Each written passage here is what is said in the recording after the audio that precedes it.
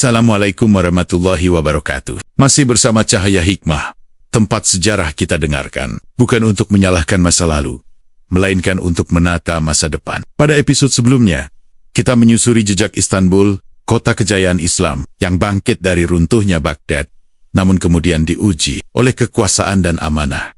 Kita juga menengok Aceh, serambi Mekah Nusantara, negeri ilmu dan dakwah yang hari ini diuji oleh zaman dan bencana. Sejarah seolah berbisik satu pesan yang sama. Islam berjaya, bukan karena pedang, tetapi karena nilai yang dijaga.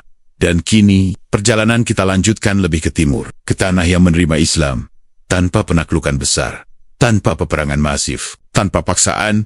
Tanah itu bernama Nusantara. Dan dari Nusantara, berdirilah sebuah tonggak penting peradaban Islam di Jawa, Kesultanan Demak. Islam datang ke Nusantara bukan dengan teriakan kemenangan, melainkan dengan kesabaran para pedagang, kearifan para ulama, dan kelembutan para wali. Ia menyatu dengan budaya, menghormati tradisi, dan mengajarkan tauhid, tanpa memutus akar kemanusiaan. Islam di Nusantara tumbuh, karena ia menenangkan, bukan menakutkan, dan di tengah proses inilah, lahir sebuah kerajaan, yang menjadi poros Islam di Jawa, Kesultanan Demak. Demak bukan kerajaan terbesar dalam ukuran wilayah, namun ia besar dalam makna dan pengaruh. Demak berdiri di atas runtuhnya Majapahit, bukan dengan balas dendam, tetapi dengan transisi yang beradab.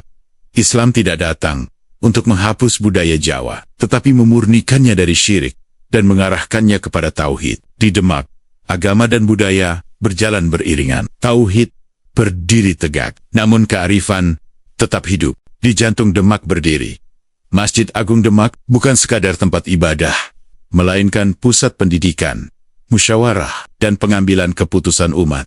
Saka guru yang sederhana menjadi simbol penting bahwa Islam di Nusantara dibangun bukan dengan kemewahan, tetapi dengan kebersamaan dan keikhlasan. Masjid menjadi tempat sujud, sekaligus tempat menyatukan masyarakat. Demak berjaya bukan karena satu nama, tetapi karena sinergi ulama dan umara. Raden Patah, Sultan yang mendengar nasihat ulama, Sunan Kalijaga, dakwah dengan budaya, mengislamkan tanpa melukai, Sunan Ampel, penanam fondasi akhlak dan pendidikan, Sunan Bonang, Sunan Giri, Sunan Kudus, ulama yang menjadikan ilmu sebagai cahaya, bukan alat menghakimi. Mereka tidak sibuk mencari siapa paling benar, karena fokus mereka adalah membangun umat yang berakhlak. Namun sejarah selalu jujur. Setiap kejayaan akan diuji dari dalam. Setelah wafatnya para tokoh utama, perlahan muncul perebutan pengaruh, perselisihan elit, ambisi kekuasaan, ulama dan umara, yang dahulu berjalan seiring, mulai mengambil jalannya masing-masing. Demak melemah. Bukan karena kehilangan masjid, bukan karena kekurangan ulama, tetapi karena hilangnya kebersamaan dan keikhlasan.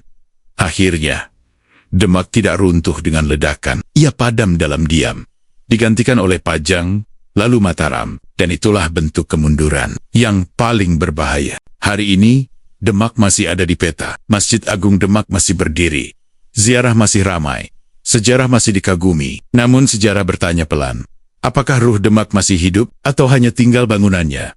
Demak hari ini lebih dikenal sebagai situs sejarah, bukan pusat pembentukan akhlak umat, dan ini bukan hanya tentang Demak. Ini adalah cermin Nusantara hari ini. Sahabat Cahaya Hikmah yang dirahmati Allah. Pada masa Demak, ulama tidak sekadar dekat dengan kekuasaan. Mereka mengendalikan arah kekuasaan. Para wali berdiri di dekat raja, namun hati mereka tidak pernah duduk di singgasana. Mereka menasihati tanpa takut kehilangan posisi, menegur tanpa berharap imbalan. Demak berjaya bukan karena banyaknya pejabat bergelar kiai, tetapi karena sedikitnya kiai yang tergoda jabatan. Para wali Songo hidup sederhana. Mereka tidak miskin, tetapi tidak mengikatkan diri pada dunia. Ketika kekuasaan datang, mereka bertanya, apakah ini akan mendekatkan umat pada Allah? Bukan. Apa untungnya bagi diriku?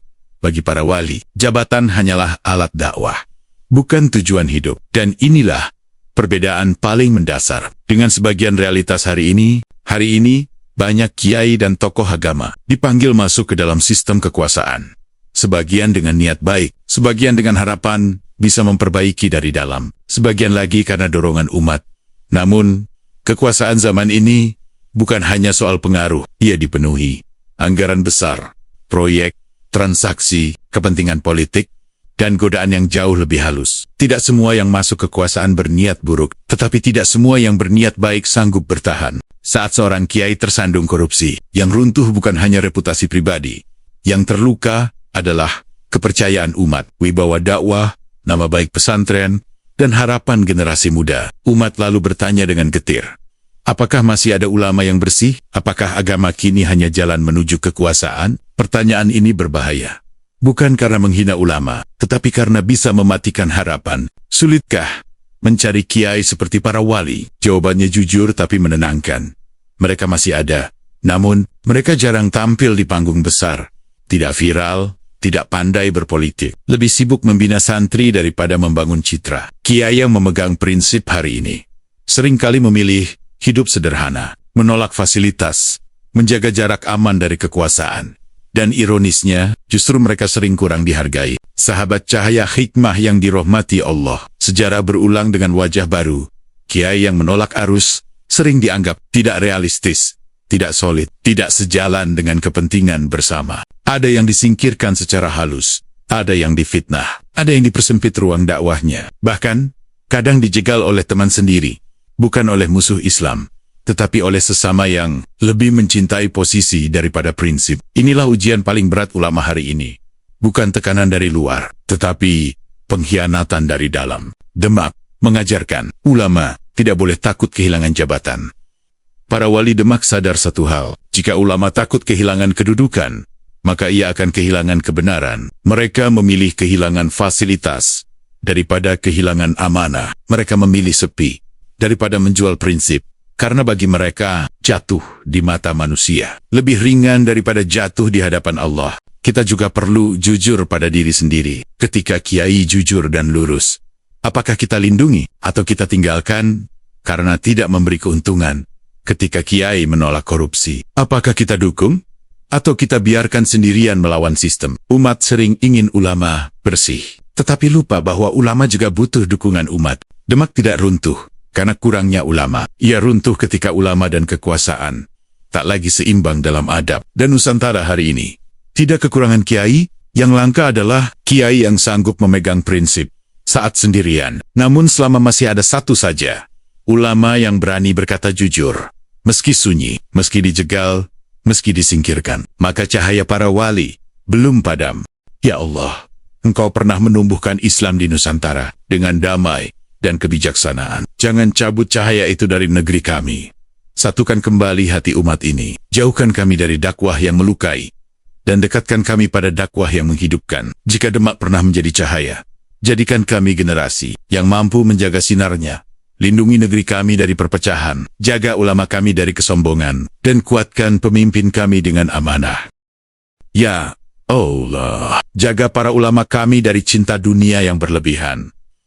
Kuatkan mereka yang memilih lurus meski sendiri. Lindungi kiai-kiai yang masih memegang amanah para wali. Dan satukan umat kami dalam kebenaran yang lembut, bukan kekuasaan yang menyesatkan. Amin. Jika kisah hikmah ini membuatmu merenung, bukan marah, maka mari kita jaga cahaya ini bersama. Like agar sejarah tetap berbicara. Subscribe agar hikmah terus menyala. Tulis komentar dengan bahasa yang santun, karena perbedaan yang beradab adalah warisan Demak. Tetap bersama Cahaya Hikmah. Wassalamualaikum warahmatullahi wabarakatuh.